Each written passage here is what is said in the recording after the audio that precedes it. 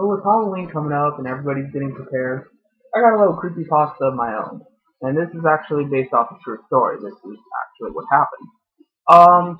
You may have noticed that in between my oldest videos and my newest ones, I'm smoking a different hookah. Like I said, some of you may not notice that, but if you look closely, you'll see a different design pattern, different coloring of the pipe and things like that.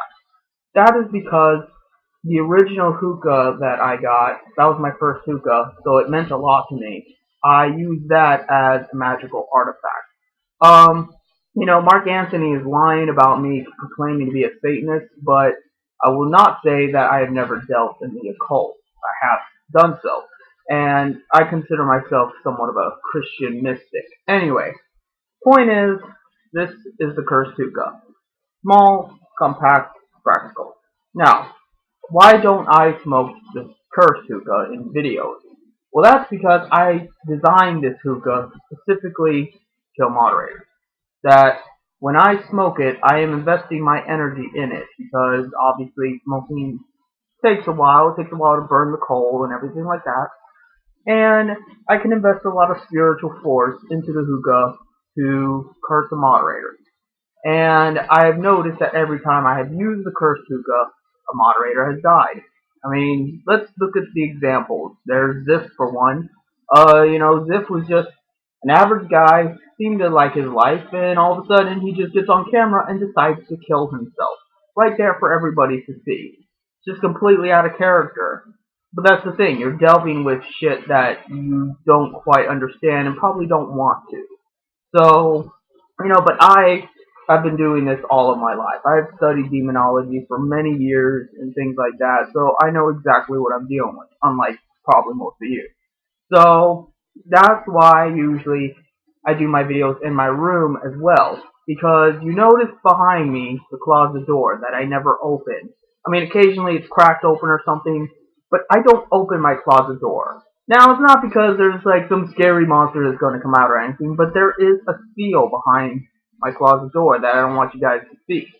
This seal is to contain the evil spirits that come about because of me using the Cursed Hookah. So, I put that seal there so that it keeps everything at bay because shit starts to happen when I use the Cursed Hookah. People start to see weird things, like creature type things. They have trouble sleeping. Sometimes they get a little crazy. A lot of bad shit happens after I use the Cursed Hookah. So I put up the seal in order to protect my family, my friends, people that come over, things like that. Now you might just say, well, Mr.Popo, don't use the Cursed Hookah. Well, that's easy for you to say. You're not the one trying to fight an evil force that is moderators. It was only recently in history people had this idea that somehow you can get rid of the evil through love and tolerance. No, throughout all of civilization, we have always decreed that in order to get rid of evil, you have to be evil back. You have to be aggressive. You have to be, torturous and destructive. You have to do some bad things, some things you're not proud of, but things that have to be done. And now, that's the way I feel. That's what my ancestors would have done, and they would have been proud of me for doing what I've done. So, that's really all I have to say here, is that, I know what religion is all about. And I also know that sometimes you gotta do things that don't sound like they make you the good guy, but that's what makes you the good guy.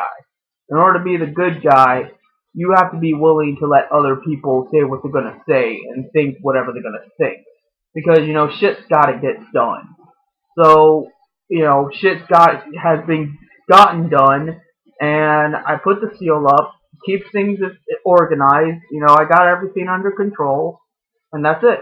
Now, I don't know if the Cursed Hookah would be able to just curse anybody's enemy. I don't know if it quite works like that, because I specifically use it for moderators because they're evil people. But, if somebody else were to smoke it, which I would not ever let them get anywhere near it to try it, I would imagine that it could hurt somebody else as well. So, but, like I said, that's never going to happen. And by the way, I have let only two people in the course of all of this, smoke it. And that was obviously Samantha and a close friend of mine who lived near me. And both times, someone they didn't like too died, but I have reason to believe they were moderators as well, so that doesn't really prove anything. Anyway, the difference is that all three of us reached the same conclusion about the hookah, that every time we smoke it, it tastes like blood. Now, mind you, some of you might not know what blood tastes like. I've had nosebleeds before. I've tasted blood. It's not pleasant. And, so you don't smoke it for the thrill of it. It's not fun to smoke. Doesn't matter what flavor you put in. Doesn't matter how thoroughly you clean it. Doesn't matter what the fuck you do. It's going to taste like blood. And I presume that's because it is the blood of the slain victims of the curse. So that's really all I have to say.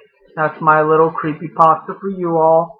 And I hope you have a happy Halloween. See you later.